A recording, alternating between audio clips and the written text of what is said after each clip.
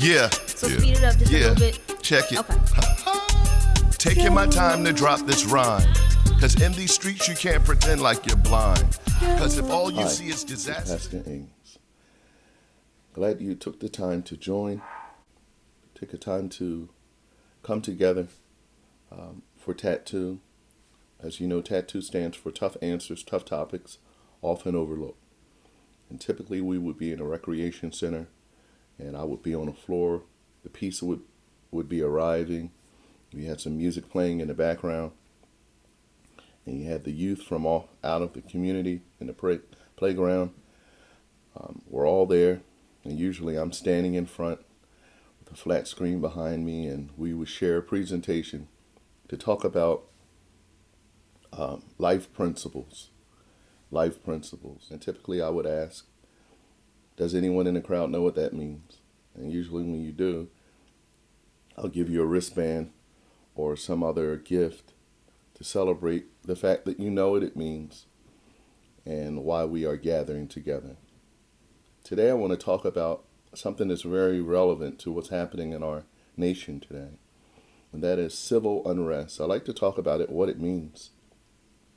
These are some of the words that you hear right now, and kind of give you a little definition to why we see what we see on television.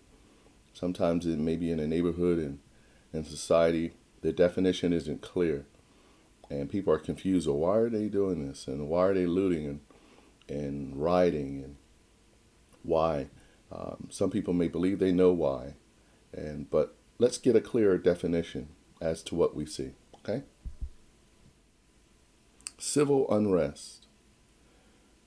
And in this lesson, we advocate for life, freedom, and acceptance. Life, freedom, and acceptance. The definition of civil unrest is civil disorder, also known as civil disturbance or civil unrest, is an activity arising from a mass act of civil disobedience in which the participants become hostile towards authorities, and authorities incur difficulties in maintaining public safety and order over the disorderly crowd. Why is that? We see it. Why are people behaving this way? Well, it's interesting to know they're not only behaving this way in Pennsylvania, but throughout the entire nation, in every state. We see this sort of activity. The signs, I can't breathe, no justice, no peace, justice for George Floyd, and such like. And not only here, but even in other countries now. So it's becoming a worldwide, we already have a worldwide pandemic, but now we're having a worldwide unrest almost against police brutality, racism, as it's been rampant in this nation. So let's get an understanding why we see the behavior that we see today. Cause and effect, human psychology, and the principles of causation. Now, the principles of causation is a broader topic, broader discussion that's related to cause and effect, why things happen. You may not agree with what you're seeing from time to time, but there's always a cause and an effect. On my job, we would call it the root cause analysis. Why are we seeing what we see? Whether you agree with it or not, there's a reason why it got here. And the causes we have here are ignorance, disinterest, avoidance, miseducation, and silence. I like to talk about these things. Ignorance is the lack of knowing. You don't know something, not necessarily in a derogatory sense, where we call someone ignorant because they are acting out in some kind of way. Ignorance, and it really means without being educated. You don't know. And sometimes people are ignorant in certain areas. Simply means that they have no knowledge. They're not informed this way. All right? Disinterest. Disinterest means exactly what it says. It's the opposite of being interested. Avoidance. Avoidance is staying away from, going the other way, or in this instance, pretending that something does not exist, like a conversation about racism. Some people avoid to talk about it. You see it right in front of you. You know, there's a saying that says, see something, say something. And sometimes you do see something, but you avoid to saying anything about it. That is a cause, and we're going to see what the effect is. Miseducation. Well, there's education involved, but it's the wrong education. And we'll see what the result of that is. Silence. Silence in this sense means betrayal, or silence, not speaking up when you should. Again, see something, say something. And sometimes people will see you are in an area of influence. What that means is when you speak, people will listen to you. Maybe because you are in an authority, you're a manager, or you're a community leader, community activist, or what have you. Wherever you are in your walk of life, maybe you have some authority. And when you speak, people will listen to you. You see an injustice, you see wrongdoing, but you don't speak out. That type of silence is a cause. It has an effect. Here's the effect. Ignorance, number one, produces mistakes. It produces mistakes. It's like in the previous slide, we talked about a domino effect. You know, one thing leads to another. That's cause and effect. There's a domino effect. And same here. As you see the matches, one gets lit and then it's progressive. Ignorance leads to mistakes. You didn't know. Sometimes people don't know. You didn't know how to communicate, or you didn't know, or maybe you did communicate, but you didn't have any knowledge in that area that you were trying to communicate, and you made a mistake. Somebody's feelings were hurt. And that happens a lot in this country, in our communities even. You know, we fail to know each other's hurt, each other's pain, maybe because perhaps it was socialized, but you never paid much attention to it, and somehow it went over your head and you didn't pick it up, that people were hurting the way that they do. And the needs of the people are such that maybe you were just so busy with your own life and you were just kind of tunnel vision, which means I only see things one way. It's ignorance. And so what happens is you make mistakes in a lot of ways. Sociologically, you make mistakes in society. You make mistakes on a job or at home, abroad. Interacting with people, you make mistakes. Disinterest results in lack and the absence thereof. What do we mean by that? If you're not interested in voting, or if you're not interested in submitting the United States Census, then there's going to be lack, and there's going to be the absence of resources and things that are needed in your neighborhood or where you live. The census lets the government know that you live and that you exist in this particular province or municipality.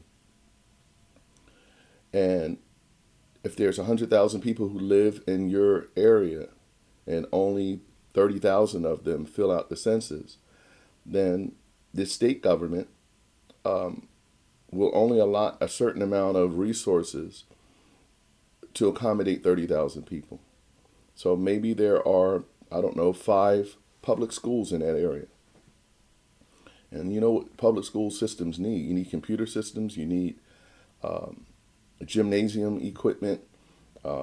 There's a myriad of things that, when we go to school, the child goes to school, you should be able to have access to the internet, good books, a place to read, good learning experience and environment and that's conducive for learning. But that has to be built, and it takes resources and money for that to happen. But if you've only accommodated 30,000 people when there's 100,000 people, because 60,000 weren't interested, they didn't vote, neither were you You didn't fill out the census. You say, I'm not, I didn't have time, or whatever excuse. Well, it produces lack in the absence of things that could be there. All right? Cause and effect. Avoidance. Well, that'll produce an outcry, a civil unrest, which is what we see now. And no peace. One of the cries of the people is no justice, no peace. No justice, no peace. But if you avoid to hear the outcries of the people, and the outcries of the people in America, especially the minorities and African Americans, has been for centuries we've been crying about the injustice, been crying about police brutality. But if you avoid listening to it, you hear it, but you just you pass it by. Well, it's going to produce. See, that's the cause. The effect is what we see today. Here's a prime example. Something like Black Lives Matter. Now, you may not realize it, but to hear that, and then to replace it with, well, all lives matter, it dismisses the poignant objective of Black Lives Matter. Black Lives Matter assumes that all lives matter. But in particularly, Black lives haven't been mattering. Been through, the inequality and how African Americans and minorities have been treated. So we're raising a concern. The concern isn't all lives matter. The concern is Black lives to matter. But something as simple as that can be avoided when you hear, and people have done it, maybe even through ignorance. You didn't realize it. You heard the mantra, Black Lives Matter. People wearing the t-shirts, Black Lives Matter. But your response is, well, all lives matter. Well, guess what you just did? You may not realize it, but that phrase in and of itself is sort of dismissive to the purpose for Black Lives Matter. See that? And so as you avoid that and dismissive to it, that's a cause. The effect is civil unrest and no peace. Again, no justice, no peace. No justice, no peace. Miseducation. That's going to result in racism and hate. If you haven't heard it, you know it by now, that racism is taught. Children aren't born to be bigoted and racist. It's taught and caught. You may not sit in the classroom and teach how to hate people, but children they'll watch you. They'll see how you interact with minorities and people of other ethnic groups other than yourself. And they'll do what you do. When they're in that position, sometimes at school, they don't realize what they're acting out. They may be acting out against a Native American child or an African American child, Latino child. And they're only mimicking what they saw you do. Again, without that miseducation, they would have never done that. If you put two children together who know nothing about, they would just love and hug and play with each other and enjoy each other's presence and each other's differences. It never even mattered to them until you made it a stigma. Until you made it a stigma and used some words and it's a miseducation is what it is. So what that does, it produces hate. All right? Silence, abandonment, or betrayal. Again, see something, say something. But if you don't say anything, your silence is equivalent to betrayal. It's like you've turned your back on me, or you've turned your back on the cry of injustice when you were in a place of influence and you could have said something, but you chose not to say anything. Martin Luther King said it best. He said, it becomes a time that your silence becomes betrayal. Kind of paraphrasing the way he said it, but that's pretty much what he said, that silence equates to betrayal. All right? Resolution is for ignorance, education. Certain things you don't know about, you need to ask questions. Read some books. learn somewhat about American history from textbooks that perhaps were not given in your classroom. Have an open dialogue about racism, police brutality, and the information's out there. Part of this education comes from listening to people, listening to minorities and listening to the cries, and also reading. Martin Luther King has a book says, "Where do we go from here?" It's a good book to read. There's other books out there that are very much, some of the books are on the screen that I encourage you to read to broaden your education. This interest, what's the resolution for that? Show interest. Get involved. Speak up. Say, yes, I want, if you hear opportunities being presented, for instance, when the census comes to your house, fill it out. When you fill out the U.S. Census, you're saying, I'm here. I exist. Count me in. It will eliminate lack and the absence of resources. Show interest. The resolution for avoidance is to be engaged. Don't avoid. Open up your eyes. Look. Don't turn the other way.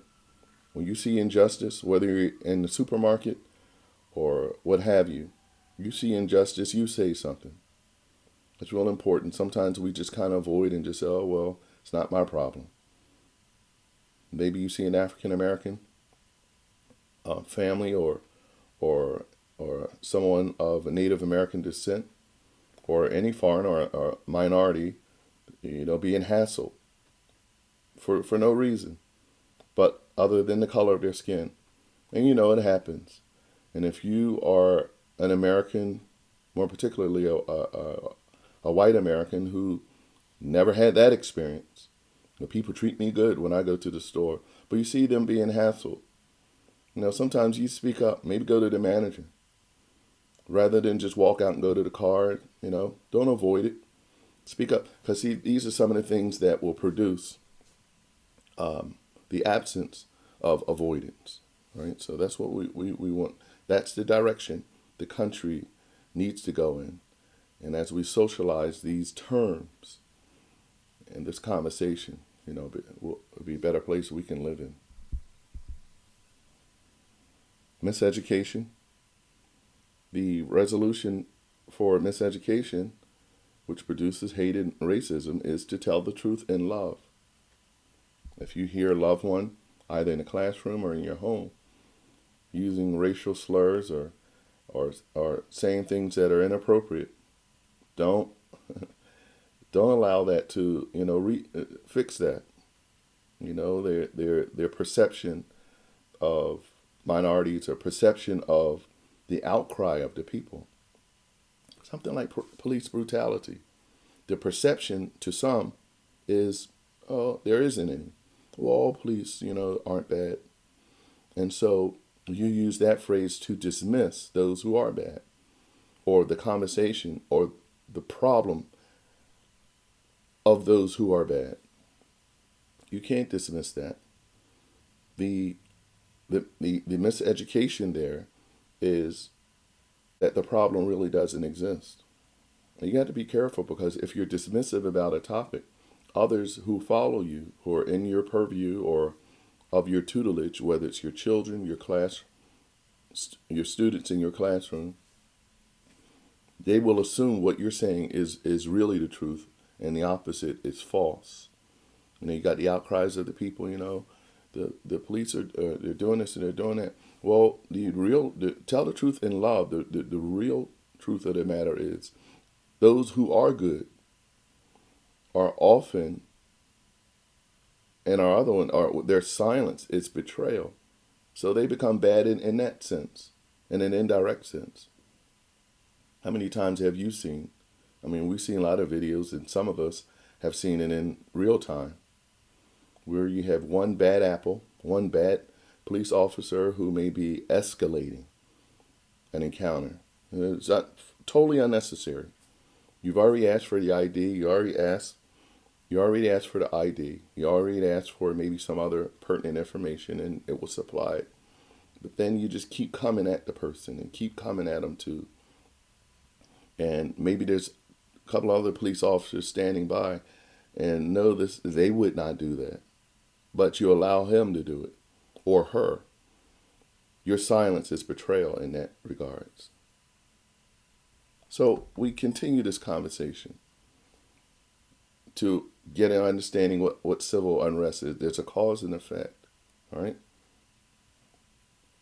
Watch this. Well, these are the things we advocate for: life without the fear of death. We advocate to breathe, having space sufficient to enjoy life. Oxygen. You know what it means when people say, I just need some space. Give me some space. Sufficient for you to enjoy yourself. We want to exist. That means just being. I'm here. I want to be here. Wherever here is for you. Whether in your home, on the job, where you sit, in the classroom, in the cafeteria, wherever you are. We advocate to exist, to grow, to develop, to maturity. I want to die young. I want to grow up too. In areas that you may be immature, give me the opportunity to become mature and provide everything that I need to be that. I want to be able to see. Include me in the visuals. Include me in things that broaden my horizons. Like going on college tours. I remember taking my daughter to Clark Atlanta and Spelman and other universities in Virginia when she was a senior in high school. I took her to different universities along with a group of others so that they could broaden their horizons. It meant a lot when you walked on a college campus and you see the life that the children are living as students. You get a picture. A picture is worth 1,000 words. People see that. It has a way of broadening your scope of your future. We're the opposite of not doing it because you weren't included. All right. So you want to be able to see these things and to explore, to take chances, and to test and to try out things. That's what we advocate for. We want you to be able to do that. I want to be able to do that. And to procreate, which is to have children and to raise your family. So we advocate for that without the fear of death. Here's another thing. We advocate for our freedom without the fear of restrictions, curfew, or isolation. No one wants to be that way. I want to be able to, if I want to stay out late, if I want to sit out on my porch, or if I want to walk around the neighborhood, I should be able to do it. Here we go. Freedom to share my life, my voice, my art, my gifts, talent, to acquire employment, property, real estate, land, positions of influence. Maybe you have something to say. Maybe you're very good. Maybe you're very good at public speaking, and you have a voice. You have something. You have a good understanding of the needs in your community, and you desire to be a community leader. Well, we advocate for you to be free to pursue that. To save, freedoms to save what? Your money, your time through mentorship. I always say mentorship is a fast track to success. Being exposed and connected to the right people will often give you the tools that you need to achieve your goals. Health through physical fitness and training. You can go to the YMCA. You don't have to go to LA Fitness, to pay a monthly fee like I do. There's other places you can do. You can have your workout. But physical fitness is very important. Your physical health is very important. And we advocate for you to be free to do that without restrictions. Without going to a gym and say, well, you can't do this or you can't do that. Free to run for office, for a job, and to mobilize. I want to be able to move around. Maybe you want to relocate. You want to live somewhere else. Or you want to ride a bicycle. You want to drive a car. You don't want to have fear that because of maybe the car that you're driving that you can't enjoy moving around. That's what mobilization is. It's the ability to get up and go. I want to be able to do that freely without being restricted. You understand that? So we advocate for that. We also advocate for acceptance without fear of denials. To be included, community activity both at home and at school, to build near you, work in close proximity to you, owning a business, to live near you, any neighborhood I choose. It shouldn't be because of my ethnicity. I should not be excluded or denied to live in a particular province or discouraged even. Education, to receive the same educational opportunities as you do, both financial assistance and quality teachers. And again, that sort of plays into the U.S. Census and the elections, putting people in office that support the values that you have, the values that are more common to all people. And sometimes, if only a few people vote, then the representation in our state government is lopsided because it only represents a small handful of people that cared enough to put those folks in office. Where the truth of the matter be, if all, we use the same number, the 100,000 people say in a particular area, as opposed to if only 30,000 of those people vote, well, a whole 60,000 of those who did not vote are not being represented. So then you have a cabinet of members, both in the police force and the state representation and attorney generals, the mayor and their cabinet and elected officials throughout City Hall are all there and are representing only 30,000 people who cared to vote, where 60,000 did not, and so you end up with it's going to be trouble. Cause and effect. Cause and effect. See that? Acceptance to apply. Apply for resources made available to the public. So I don't want to be denied because of, my social economic status. I don't want to be denied anything. If it's available for the American public or available to everyone, I want to be accepted to submit my application to and not fear that it will be just pushed aside. That should not matter. The color of my skin should not matter. My social economic status should not matter.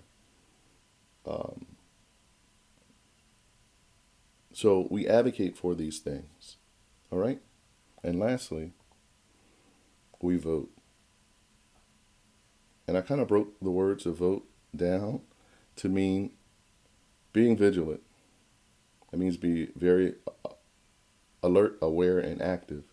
Optimistic. Well, it's the opposite of being pessimistic. Optimistic, it means that I'm always hopeful for successful and great and prosperous outcomes. The civil unrest we see in the country today, I myself am optimistic because I come to find out that all the voices of the outcries of the people, and there's a cause and effect. So you see that? There's a reason how we got here. There's things that we can do to prevent having that happen again. But if you listen to the cries of the people, no justice, no peace, Black Lives Matter, justice for George Floyd and many others, justice for individuals that who lost their life at the hands of police brutality, even ex-police officers. Right, so there's a larger conversation to be had there. But what I find out, what causes me to be optimistic, is because those who are the majority of the voices of those who are protesting peacefully, the peaceful protests across the nation, not those who are looting and robbing, and I ain't talking about them. That should not happen. But I understand how we got there. All right, so things can get out of control like anything.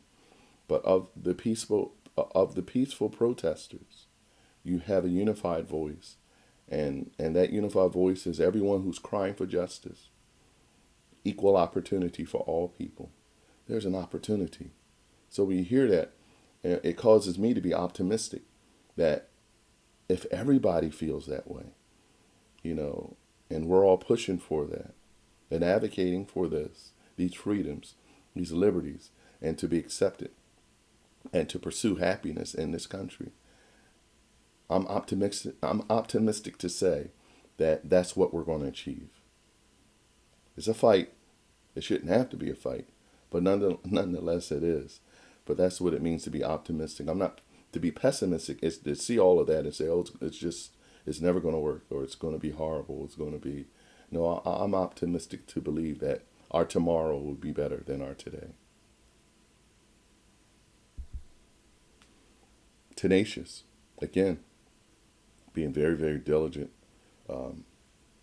dutiful, and applying your hands, getting involved, and never letting up, being very consistent, educated. That's being informed. And education is good. It helps your critical thinking. And sometimes when you're choosing between which political leader to put in office, why, and why they should be there or why they should not be there, requires some critical thinking often. Because some who are in office may not necessarily be crude in their language, in their behavior, and thereby you determine, oh, they shouldn't be there. No, some can smile right in your face and have a silver tongue at the microphone. But you look at their policies, the laws that they put in place, and who these laws are benefiting, right? Because sometimes those are subtle